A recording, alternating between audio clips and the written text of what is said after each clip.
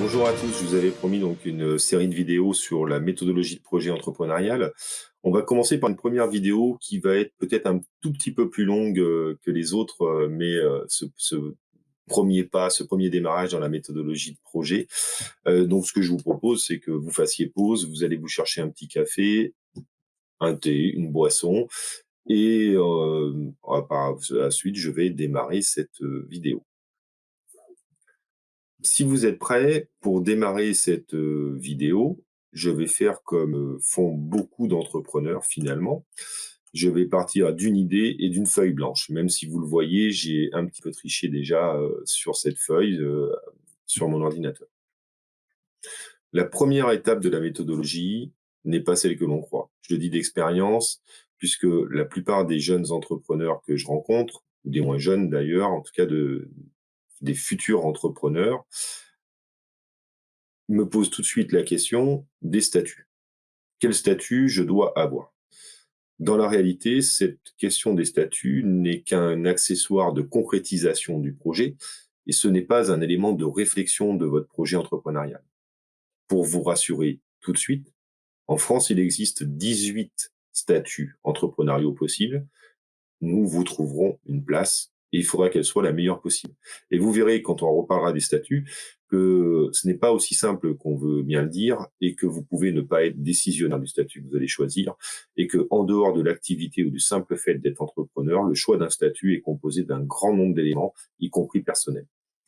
Donc je recentre en général très vite le débat sur la réalité du projet. J'ai une idée entrepreneuriale, j'ai pas d'idée, j'ai plusieurs idées. Et cette idée, je vais les mesurer en priorité à deux questions. Cette idée d'entrepreneuriat est-elle faisable? C'est-à-dire, est-ce qu'elle est réalisable? Est-ce qu'il est possible de la mettre en œuvre?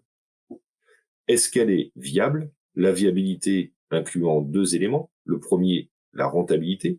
Et c'est un mot dont il ne faut pas avoir peur, car une réalité économique de l'entrepreneuriat, quel qu'il soit, y compris associatif, c'est qu'il n'y a pas d'entreprise sans chiffre d'affaires.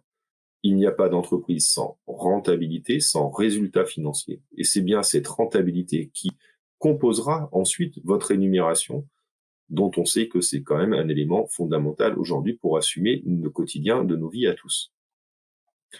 Le deuxième élément qui compose la viabilité, c'est la pérennisation. En général, sauf exception, quand on se lance dans un projet, on se lance dans un projet sur la durée, 1 an, 2 ans, 3 ans, 5 ans, 10 ans, 15 ans. Le code du commerce permet à une société de vivre 99 ans et au-delà de 99 ans, on peut renouveler ses statuts pour une nouvelle période de 99 ans d'ailleurs. Donc on n'a pas de limite sur cette pérennisation. Quel que soit votre projet, normalement, vous souhaitez qu'il soit durable, pour employer un terme à la mode. Il faut bien avoir ces deux questions en tête puisque toute la préparation en amont d'un projet entrepreneurial, finalement, vous permettra de répondre à ces deux questions. Les entrepreneurs ne sont pas des fous. Vous prenez un risque, c'est que vous puissiez mesurer que votre entreprise, votre entrepreneuriat ne soit pas faisable, ne soit pas viable. Auquel cas, normalement, vous n'êtes pas un fou. Comme tous les entrepreneurs, vous n'allez pas vous lancer. Par contre, si les feux sont au vert, le travail avec la méthodologie de projet, le travail sur ce projet que vous aurez fourni sera d'importance puisque c'est lui qui va permettre de sécuriser votre parcours, votre futur projet, qui va vous permettre de prendre des éléments de décision et qui vous permettra de prendre le moins de risques possible dans votre future entreprise. Puisque vous aurez tout réfléchi, tout pensé et vous aurez la maîtrise de tous les éléments. Par où commence l'acquisition de cette maîtrise? Eh bien, quand on a des idées, il faut passer par une première étape, en fait, indispensable. Une étape un petit peu barbare, redoutée de beaucoup de monde. Mais la première chose qu'il faut faire, il faut formaliser vos idées, les sortir de votre tête. Les paroles s'envolent, les écrits restent. Imaginez dans votre petite tête ici ce qui peut se passer, le nombre d'idées que vous avez à la seconde qui tout simplement s'évaporent. À partir du moment où nous avons une de gestion de projet, on va faire cet effort d'écriture, on va formaliser les choses pour mémoriser toutes les informations, toutes les idées, toutes les inspirations que l'on peut avoir autour de notre projet. Peu importe votre qualité d'écriture, votre qualité de grammaire, d'orthographe, peu importe aussi la qualité de votre graphisme rédactionnel, vous pouvez jeter dans un premier temps en vrac, prenez un carnet de notes, un stylo, Prenez un téléphone portable, faites des enregistrements vocaux, faites des photos des choses qui vous inspirent, gardez trace de tout. Et vous allez voir que ensuite, vous allez utiliser toutes ces informations dans le cadre de votre projet. Vous les utiliserez aussi si vous entreprenez réellement plusieurs années après, puisqu'au fur et à mesure que vous allez avancer sur le projet, dans ces petits carnets de notes, vous allez aussi noter les décisions que vous avez prises au fur et à mesure et pourquoi et dans quel contexte vous avez pris cette décision-là. Donc c'est une source fondamentale. Et une des premières qualités d'un entrepreneur aussi, c'est d'être toujours dans l'inspiration. Chaque idée, par définition, va composer votre ADN différencié, dont on reparlera en marketing, et va vous donner peut-être aussi toute la partie différenciante qui vous permettra de réussir peut-être un peu mieux que les autres, je l'espère. Se formaliser, c'est donc garder trace, garder la mémoire. La partie peut-être qui rebute en général un petit peu tout le monde et qui fait vraiment peur dans l'écriture, c'est que l'écriture a cette autre qualité, à mon sens, qui est de structurer la pensée. On n'écrit pas comme on parle, on ne parle pas comme l'on pense, et l'on ne pense pas comme on écrit, ou on n'écrit pas comme on pense. L'écriture a cette complexité, effectivement, d'obliger à structurer sujet, verbe, complément, paragraphe. L'écriture oblige à engager une première réflexion, un premier questionnement sur ce que l'on veut projeter. Et ces questionnements est fondamental. Si vous avez du mal à écrire, vous pouvez utiliser une petite astuce qu'on a tous appris il y a longtemps à l'école, qui est le QQOCQP, qui, quand, quoi, où, comment, pourquoi. J'ai une idée, avec qui, quand, où, comment, pourquoi cette idée, et vous allez structurer une phrase, un paragraphe, qui va vous permettre d'expliquer très précisément quelle est cette idée, comment vous allez éventuellement, comment vous pensez la mettre en œuvre ensuite dans votre projet. Donc en fait, cette étape de formalisation de cette idée ou de ces idées, c'est déjà le début du commencement du travail sur votre projet.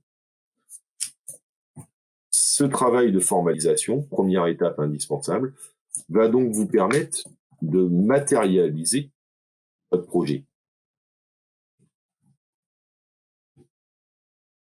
C'est une étape parfois cruciale entre j'ai envie de devenir entrepreneur et j'écris, je matérialise que je vais être entrepreneur, que j'ai un projet, je commence à réfléchir dessus, je commence à rentrer dans le concret. Certaines personnes prennent peur à ce moment-là. Matérialiser les choses, c'est sortir du rêve pour l'ancrer dans la réalité. Sortir d'une aspiration pour en faire une réalité.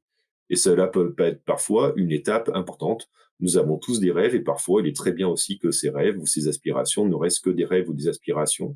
Donc ça a une étape de prise de matérialisation, de prise de conscience qui est indispensable à avoir. Voilà pour ce qui est de ce premier jet d'écriture. Dans la première étape de l'idée, il y a un deuxième élément qui, à mon sens, est important, qu'il faut mettre en œuvre très rapidement, et qu'en général, je mets en œuvre dès le début, donc je ne vais pas faire une deuxième séquence dessus. Il faut réaliser son bilan entrepreneurial. Un bilan entrepreneurial, c'est quoi? C'est le champ de compétences que vous pouvez avoir, qui vont être utiles à votre projet, ou le champ de vos expériences que vous allez mettre en œuvre, que vous allez pouvoir utiliser, que vous allez mettre en œuvre dans votre futur projet. J'utilise aussi personnellement une grille de comparaison entre les compétences et les expériences, les soft skills, hard skills, smart skills à la mode, qu'un entrepreneur doit avoir effectivement pour sécuriser son parcours, gérer son entreprise et maximiser ses chances de réussite. Vous allez pouvoir mesurer les écarts et peut-être être obligé de vous engager dans des parcours de formation plus ou moins divers pour combler peut-être un certain nombre de lacunes, ou si vous avez un maximum de compétences, eh ben, ces compétences doivent être lissées puisque vous allez forcément les mettre en œuvre dans votre futur projet. Autant savoir quels sont vos points forts, sur quoi vous pouvez réellement vous appuyer pour pouvoir avancer. Le bilan entrepreneurial, c'est aussi un bilan que je qualifie personnellement d'environnemental, non pas pour faire de l'écologie, mais quelque part si. Je plaisante souvent avec les personnes que j'accompagne en disant l'entrepreneuriat, c'est le meilleur moyen de se fâcher avec sa famille, de divorcer, de voir ses amis disparaître. Il y a une réalité derrière. Il faut bien que votre projet, si vous êtes en famille, si vous êtes en couple, soit partagé avec la famille et que votre famille ait conscience des enjeux d'un projet entrepreneurial et une vraie conscience du travail que vous allez fournir, ne serait-ce que déjà en préparation et ensuite. Si vous êtes en opposition avec votre environnement familial, la faisabilité de votre projet est d'ores et déjà quasiment mise en cause. Dans le bilan environnemental, il y a aussi d'autres éléments, dont l'aspect financier. Votre situation financière, votre position en banque, votre capacité à gérer votre argent, à trouver des ressources financières, va mettre en cause éventuellement la faisabilité de votre projet. Faites le point sur tout ce que vous avez, quelle est votre situation. Ça vous permettra aussi de savoir, de mesurer des risques, de peut-être aussi décider de niveau financier d'engagement que vous pourrez mettre concrètement.